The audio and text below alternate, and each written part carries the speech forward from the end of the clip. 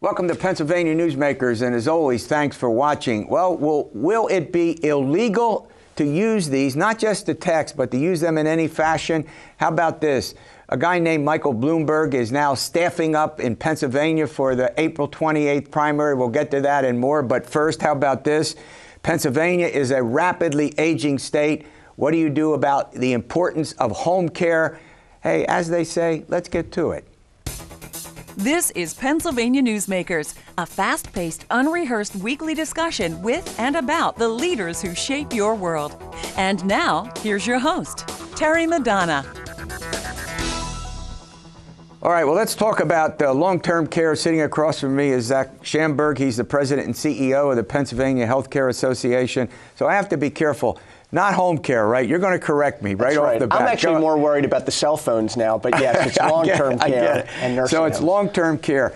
The one thing that we do have, we have an older state. There is no doubt about it. The population is aging, and that puts a lot of pressure on families about what to do when their parents and grandparents get to a point where they have to go into a nursing home or seek some kind of long-term care. In my family, we've had to do it. When I talk to people, almost everyone says long-term care, that sometimes they do call it home care, but you get the point. Sure. So take it. And I'm one of those members of a family who has had to put a loved one into long-term care. Yeah. So like you, I understand it firsthand. You know, I'll say this, the statistics in Pennsylvania are very alarming, Terry. Our fastest growing demographic in Pennsylvania is age 85 and older. Oh my gosh. In 10 years, 1 in 5 Pennsylvanians are going to be 65 years of age or older. And we are about 3 to 5 years away from when the baby boomers are going to age into the demographic that is most in need of long-term care. Here's the really scary part. I was on your show about 6 months ago, and we talked about Pennsylvania being an aging state, and I told you that Pennsylvania was the 4th oldest state in terms of our population in the entire country. Are you changing that now? We are changing that. Now, it's not always good to move up the rankings. I know. Well, you're living longer, so look at it that way. That's right. We are now the 3rd oldest state in the entire country, and by the time this interview's over, who knows, we may be the 2nd oldest state. Yeah. But I'm here, as you know, on behalf of nursing homes, personal care homes, assisted living residences, and more importantly, the residents in those facilities who need to know they're going to be cared for, not just tomorrow, for the next 10 years. So the governor's going to deliver his budget message. I think it's February 4. It's a Tuesday, and there are monies in that budget that go to long-term care. What's your expectation? That's a great question. My expectation is that we are going to build on the strides that the legislature and that the governor made last year. And let me tell you about that. Last year, for the first time since 2014, almost 6 years, there was a meaningful investment made into Medicaid for seniors residing in nursing homes in Pennsylvania, which is fantastic. Sure. It's a great win for this state and for our population. And what's really interesting is that as I have traveled the state, and I've been in every corner of Pennsylvania, and I have talked to providers, and I've talked to staff, and I've talked to residents, and I've asked them, where did you put those extra dollars? And they're talking about resident bedside. They're talking about recruitment and retention of staff. They're talking about aging facilities, technological advancements. Every single dollar is being used to improve the quality of care here in Pennsylvania. So you're asking me what I expect. I'm expecting more of the same. So the point you're really trying to make is that as the population ages, and you get funding from the state government, you get it from Medicaid in particular, but you also have a number of challenges that exceed that, correct? That's exactly right. So I mentioned that there had not been a real investment in Medicaid since 2014. So what had happened in that 6-year span? I go back to 2018, and it was then that this problem really was exacerbated. Since 2018, there have been more than 100 sales, reorganizations, or changes of ownership for nursing homes. Oh my gosh. So put yourself in the place of a resident in a nursing home or the loved one of a resident. So what happens when a sale occurs or a change of ownership? Oh my Do you know that your care is going to continue? Terry, the really scary part is not so much Pennsylvania, but it's looking around the country. So you look at states like Connecticut, Massachusetts, Illinois, Texas. There's no sales, there's no reorganizations. There are closures. Nursing homes are closing their doors. Staff are losing their jobs. Residents are having to travel hundreds of miles to receive care. We're going to run to a break. I want to talk about these workforce issues that I think are very, very important. But, but let me just add this.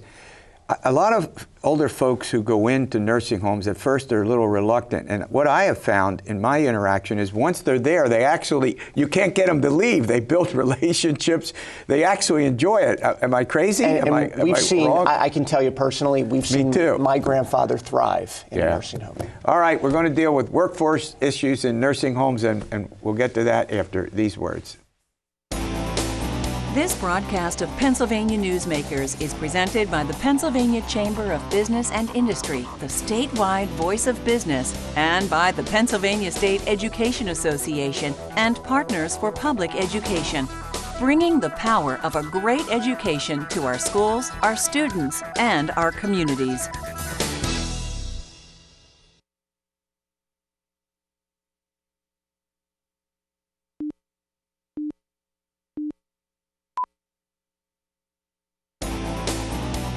This broadcast of Pennsylvania Newsmakers is brought to you by the Pennsylvania Highway Information Association, the go-to source to learn about transportation projects and issues. Please visit pahighwayinfo.org. And by the Pennsylvania Manufacturers Association. Business in Pennsylvania is our business.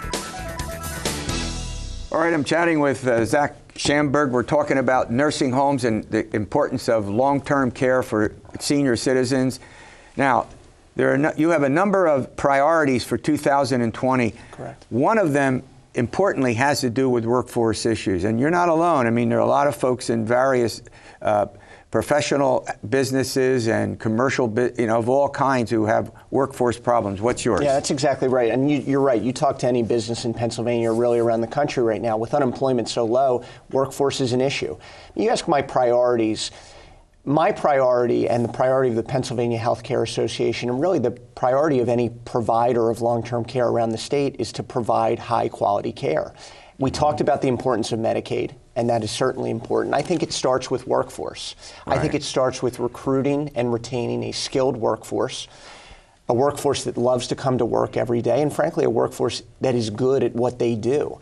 But you would not believe the amount of red tape and regulation. Yes, I would. that prevents long-term care providers from simply hiring someone. Oh my gosh. And we talk a lot about Harrisburg issues. I'm going to bring up a DC issue now. We support a bill sponsored by Pennsylvania's own Congressman Dwight Evans from Philadelphia called the Nursing Home Workforce Quality Act, which would basically allow nursing homes that have not been allowed to have nurse training programs, resume those training programs once quality standards are met. Mm-hmm. So it's all about getting folks into the pipeline, getting them trained, Absolutely. And getting them into these facilities to care for our seniors. Yeah. But there's also the business of how do you prevent waste, fraud, and abuse, and there's an act called the False Claims Act. I don't want to get into great detail, but what's the problem with waste and fraud and abuse? Well, there's no problem with Terry, with waste, fraud, and abuse. And in fact, we talked about the importance of Medicaid and the fact that providers need every single dollar that they are given to provide high-quality care. So any opportunity to eliminate waste, fraud, and abuse from the system is an opportunity that we are going to take. However, a state False Claims Act, which was formally introduced earlier this week in Harrisburg, is not the way to do it. All a state False Claims Act will do is exacerbate what is already a very punitive legal environment in Pennsylvania. It will open nursing homes and long-term care providers up to more and more punitive or frivolous lawsuits, and it won't cut down on waste, fraud, and abuse. In fact, those Medicaid dollars are not going to be used at resident bedside. They're going to be used to defend more and more lawsuits. That is not the way to do it. Okay, I got to ask you one other question, and I'm going to read it because it has a long Older Adult Protective Services Act. Older Adult Protective Services Act. Background, go ahead, what's that about? So in healthcare, we love acronyms, so I'll abbreviate that and we'll call it OPSA. So this is the OPSA Act, and this is another example like the State False Claims Act where best intentions can have unintended consequences on providers, on staff, on residents. The Older Adult Protective Services Act was ruled unconstitutional in 2015. Ever since then, we've been trying to get it back to where it needs to be. And it does a lot of things, but one of the things it does is allows long-term care providers to hire folks with criminal convictions, which is something that we should be doing here in Pennsylvania. However, as the bill is currently constructed and has been constructed over the last few weeks, it's not something we can support. It adds more red tape. It adds more bureaucracy. We want to get this done, Terry, but we want to get it done the right way. All right, I'm giving you an assignment, and that is in a couple of months I want you back in here after the governor's budget so we can explain, so you can explain all this. This is hugely important. I call it long-term care, whatever nursing home care, whatever you want to call it. It's critically important. All right, I'm holding this up. Legal, illegal to use it while you're driving. We got a couple of the states. We got a couple of great reporters that are going to come in and help us understand that. Plus, we have other subjects we're going to deal with. This broadcast of Pennsylvania Newsmakers is brought to you by the Cross-State Credit Union Association. Credit unions, where people are worth more than money. To find a credit union that is right for you, go to ibelong.org. And by the Energy Association of Pennsylvania, Pennsylvania's energy information source.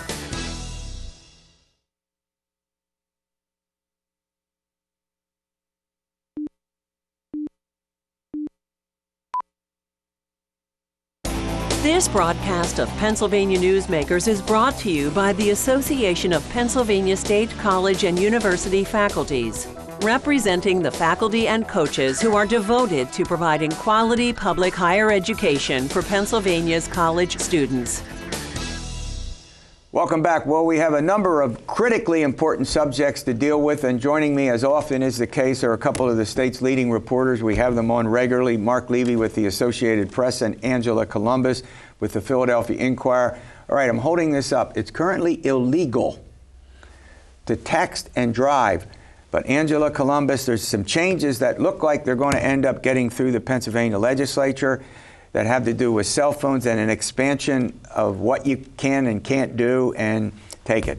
So earlier in the week, the House voted on a proposal, albeit in a divided vote, that would ban the use of handheld cell phones while driving. There are some exceptions, obviously, including if obviously you need to call law enforcement. But the issue that arose during the debate on the House floor was that in the process of making handheld cell phones illegal, it wouldn't be a primary offense, meaning that you couldn't pull over a driver just for using the cell phone, holding the cell phone up to his or her ear. So if they're speeding, if you're stopping for speeding, correct, or you making some kind of a turn that you shouldn't turn, and then if you're holding it, they can get you first for the speeding or whatever, and then correct. Right. Correct. But in the bill that passed the House, they also now have converted texting while driving to a secondary offense rather than a primary offense as it is under current law. And that's why there was so much debate on the House floor, because they feel that in effect it's weakening the law that cracks down on distracted driving. Yeah, doesn't that feel, I mean, without getting into whether we favor it or not, it's not our job to do that, but just to do the reporting. But it does appear that weakens it, not strengthens it, or am I wrong? Look, it does pull back something that lawmakers and advocates hailed as a big victory. It was only just a few years ago that this passed. So, yeah. So the other point is, so you have it in a cup holder, let's say, or in a fixed there. Mm-hmm. You put the volume up. Is that okay? Or you're not holding it. Right. You're not holding it. Well, yes. I mean, if you're using a Bluetooth device, obviously, it is okay. But if cord in your ear going down. But if you are putting it up to your ear, it is illegal. Yeah, and look, I mean, I think I see more people holding the phone up here talking while they're driving than you see actually talking. Oh my gosh. Through a Bluetooth device. I couldn't agree more. All right, we got to get to another subject. Pennsylvania, our primary is April 28. We actually could matter this year, presidential primary. Mm-hmm. Michael Bloomberg is staffing up. Elizabeth Warren has been staffing up, and she opened up a headquarters in Philadelphia. Joe Biden has his national headquarters, if I understand this right, in Philly. So what's Bloomberg up to? So this is fascinating. He's been hiring since late last month and kind of broke the news yesterday that they have about 35 staff already hired. They're trying to hire in our state. In Pennsylvania, which is a massive force of people. They say they're trying to get to almost 100 before the April 28th primary. And if you compare this to, say, the 2008 primary between Barack Obama and Hillary Clinton, staffers from that time tell me that they don't recall being hired until late February, early March. Right. So the fascinating thing that Michael Bloomberg is doing is he's skipping the 4 early primary states, Nevada, South Carolina, He didn't Iowa, qualify Hampshire. to get on the ballot. But he is going out in force to some of the later, more important primary states. So we typically don't matter. Right. But as I talk about all the time, Pennsylvania, if indeed these 4 top Democrats, meaning at the head of the field right now, if they trade back and forth, win this primary, win that primary, win this caucus, win that caucus, before we actually could matter, right? Absolutely, and I think Bloomberg's thinking is that these early primaries are not going to produce a runaway front runner, and that he can then come in as a more of a consensus candidate in the states like Pennsylvania that have it later in the spring. All right, we're going to run to a break. How about this one? Background checks on individuals who deal with our kids.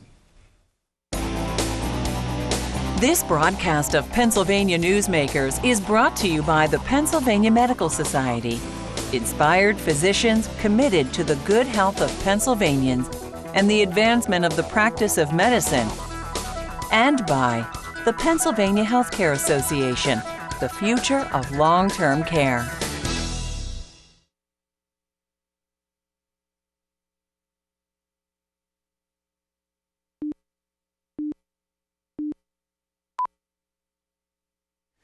Marc Levy with the Associated Press and Angela Couloumbis with the Philadelphia Inquirer, my guests for these couple of segments, and we're dealing with some very important subjects before the Pennsylvania legislature, or how about this, before, as part of the presidential campaign. But let's go to, Angela, I can't imagine, and I know I'm repetitive about this, a more important subject than folks who interact and deal with our kids.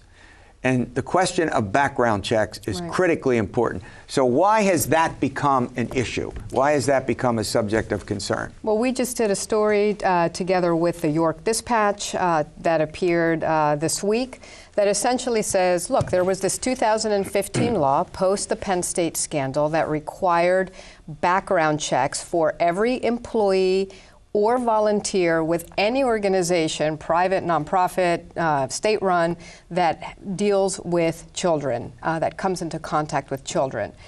They are so stringent that even if you are a parent who wants to volunteer at your child's school, to go to a school party, to chaperone a field trip, you have to get these background checks. And they include a criminal background check by the Pennsylvania State Police and also a child abuse clearance. Wow. So where does it all stand? So they are not, what we found is that if you're not licensed by the state, like many youth soccer leagues and private clubs, there's nobody who is enforcing that law to ensure that you are actually getting the required clearances. And it came to our attention because there was a local Boy Scout troop in York that we obtained emails from where there were parents complaining that there were scout leaders going on overnight trips with children without these clearances.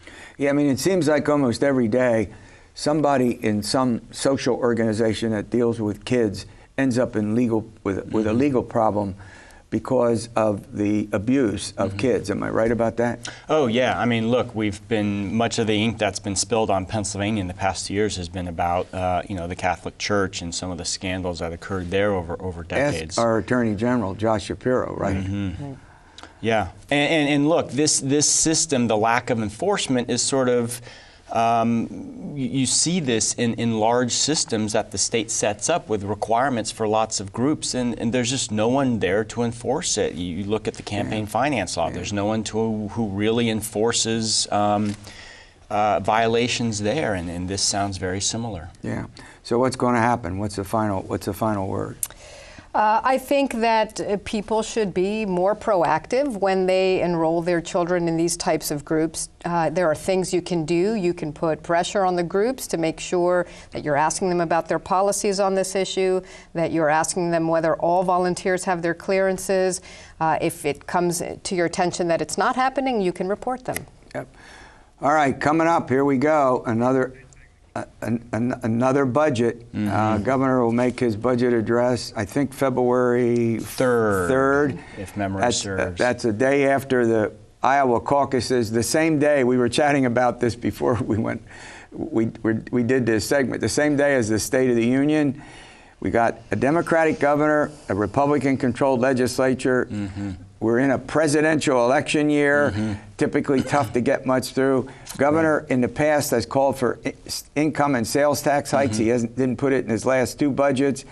So where does the budget go? What's the early word on the budget? More importantly, we're in a legislative election year, which means lawmakers will avoid any sort of controversy that they can. But the governor maintains that he's wiped out the sort of the long-term deficit that we saw after the recession. Long-term, but the revenue collections seem to be down in the last report. We'll see. I mean, we have big months coming up. I think we'll have a better picture of how it's going to go in the next few months. The bottom line, though, is that the state has been underfunding its human services budget every budget year, and they have to make it up, and that turns into a lot of cash sometimes. So we'll see how it goes, but you do have public school advocates, you have the state system of higher education already putting markers out there saying we need more money, we need X more amount of dollars, and we'll see what the governor So there'll be delivers. a lot of pressure on the governor to increase public school funding. That's already been a huge priority of his. Absolutely. If you go to policy,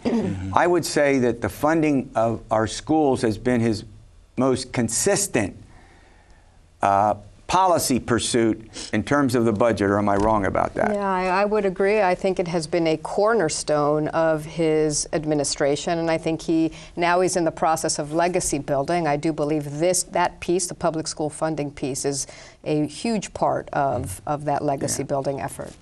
The one thing we can be certain of is that he's going to call for a tax on a severance tax on natural gas that's extracted from the deep wells. It's called fracking. Every budget, or in some respect, he has called for an increase, and the legislature has not moved on it at all. So a year ago was his 5th straight year of promoting it, and he tied it to a big program for infrastructure, rural areas, urban areas. One of the big things that he was talking about was rural broadband, that this would help pay for the rollout there, maybe to entice some rural lawmakers to pay for this. But look, the House, the Republican-led House, has essentially drawn a red line against taxing the Marcellus Shale natural gas industry. All right, we're out of time. We'll certainly have you back. We got a lot to talk about coming up this spring.